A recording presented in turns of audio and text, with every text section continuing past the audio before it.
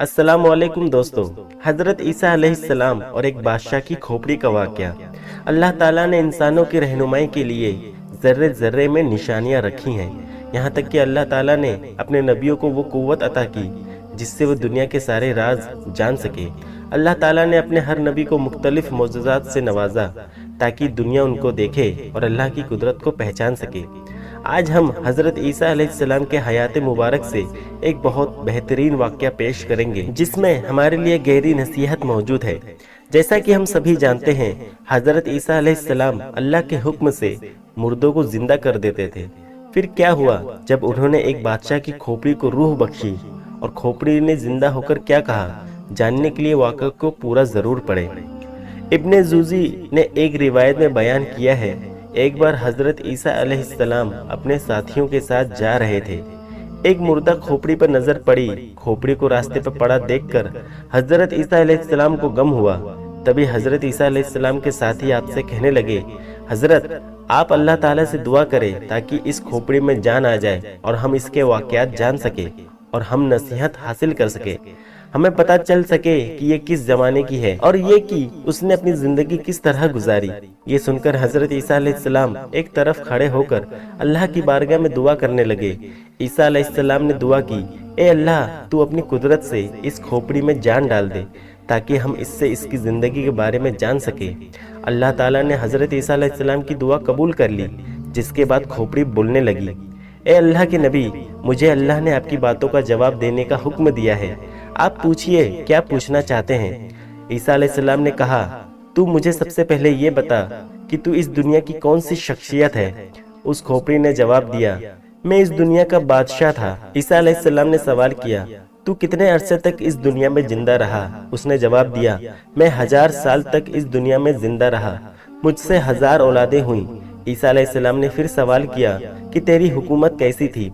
उसने जवाब दिया, ए अल्लाह के नबी, मैं एक घमंडी बादशाह था, मैं बड़ा लालची था, मुझे दुनिया फतेह करने का बहुत लालच था और मैं अपने मकसद में कामयाब रहा। मैंने हजारों शहर फतह किए, हजारों जंगें जीती, हजारों बादशाहों को कत्ल किया, मगर आखिर मौत मुझे भी आई। मेरे पास इस दुनिया से ले जाने को कुछ न था। जो कुछ मैंने फतह किया इसी दुनिया में रह गया। मेरी 1000 बरस की जिंदगी मेरे कुछ काम न आ सकी और मुझे ये पता चल गया कि ज़ुहद व तकवा से बढ़कर कोई दौलत नहीं और लालच में बर्बादी के सिवा कुछ नहीं, और ये भी कि अल्लाह ताला की तकदीर में राजी रहने में सबसे बड़ी इज्जत है, क्योंकि अल्लाह ताला हर एक को उसकी कोशिशों का फल देते हैं, चाहे वो जिस मकसद से की गई हो। मैंने दुनिया फतह करने में अपनी पूरी जिंदगी लगा दी और अल्लाह मुझे कामयाब करता चला गया और मैं अपनी कामयाबी के लालच में अपना इस दुनिया में आने का मकसद ही भूल गया। उसके बाद वो खोपड़ी खामोश हो गई। ईसा अलैहिस्सलाम उनके सभी साथी ये सुनकर एक गहरी सोच में पड़ गए। ये सच है, ये दुनिया दिल लगाने की जगह नहीं है, ये तो फानी दुनिया है। जो यहाँ आया उसे एक दिन जरूर जाना है, मगर अफसोस हम सभी लोग इस दुनिया में हमारा आने का मकसद हम भूल जाते हैं। हम इस दुनिया में आकर इसी दुनिया के हो जाते हैं, जबकि हमको हमेशा याद रखना चाहिए कि आज नहीं तो कल हमें मरना है और हमें इस दुनिया को छोड़कर जाना है। इसी तरह का एक और वाक़या ईसा अलैहिस्सलाम के साथ पेश आया। हजरत ईसा अलैहिस्सलाम एक दिन रास्ते से जा रहे थे कि आप अलैहिस्सलाम के साथ एक अहमक भी आकर आपके सफर में शामिल हो गया। आप दोनों अभी कुछ दूर ही गए थे कि रास्ता जंगल के रास्ते में से गुजरने लगा कि अचानक रास्ते में एक बड़ा सा गड्ढा दिखा। आप दोनों उस गड्ढे के करीब से गुजरे। उस अहमक ने जैसे ही गड्ढे में झांक कर देखा तो उसमें एक बहुत बड़ा हड्डियों का ढांचा दिखा और कहने लगा, ये किसका ढांचा हो सकता है। ईसा अलैहिस्सलाम फरमाने लगे, ये मैं नहीं जानता। उस अहमक ने कहा, ए अल्लाह के नबी, वो कौन सी इस्म आज़म है जिसे पढ़कर आप मुर्दों में जान डाल देते हैं। मुझे भी वो सिखा दीजिए ताकि वो मैं पढ़कर इस मुर्दों को जिंदा कर सकूं। ईसा अलैहिस्सलाम ने फरमाया, चुप कर ए अहमक, तू उस इस्म आज़म को नहीं पढ़ सकता। फिर वो बेवकूफ शख्स कहने लगा, ठीक है हजरत, आप खुद ही पढ़ दीजिए और मुर्दे में रूह फूंक दीजिए। इसके बाद वो बेवकूफ शख्स फिर से अपनी बात पर जिद करने लगा। हजरत ईसा अलैहिस्सलाम परेशान हो गए और दिल में सोचे, या अल्लाह, इस अहमक के इस तरह से जिद करने में क्या राज छुपा है। हजरत ईसा अलैहिस्सलाम का इतना कहना था कि अल्लाह ने आप पर वही नाजिल कर दी कि इसमें हैरत की क्या बात है। हमाकत को हमाकत की ही तलाश होती है और बदनसीबी बदनसीबी का ही घर ढूंढती है। इतने में उस बेवकूफ ने उन हड्डियों में से इस्म आज़म पढ़कर फूकने की कोशिश की। हजरत ईसा अलैहिस्सलाम ने उसे समझाने की कोशिश की तो कहने लगा, ए रूह अल्लाह, अब आप अपना मोजज़ा दिखाने में बुख्ल करने लगे हैं, या शायद आपकी जुबान मुबारक में पहले जैसी तासीर नहीं रही।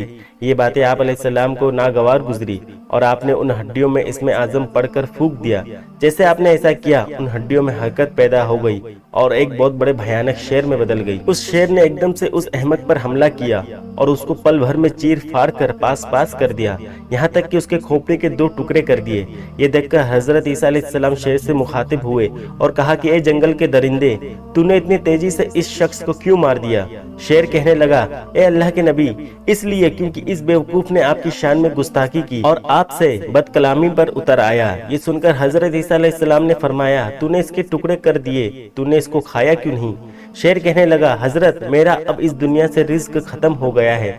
अगर इस दुनिया में अभी तक मेरा दाना पानी होता तो मैं मुर्दों में शुमार नहीं किया जाता। उसके बाद फिर वो एक बार हड्डियों का ढांचा बनकर उसी गड्ढे में गिर गया। हजरत ईसा अलैहिस्सलाम के इस मौजज़े से पता चलता है कि अल्लाह दुनिया को हजरत ईसा अलैहिस्सलाम के जरिए इस दुनिया की हकीकत समझाना चाहते थे। जो जिस हाल में है उसी में अल्लाह ताला की कोई ना कोई हिकमत जरूर होती है।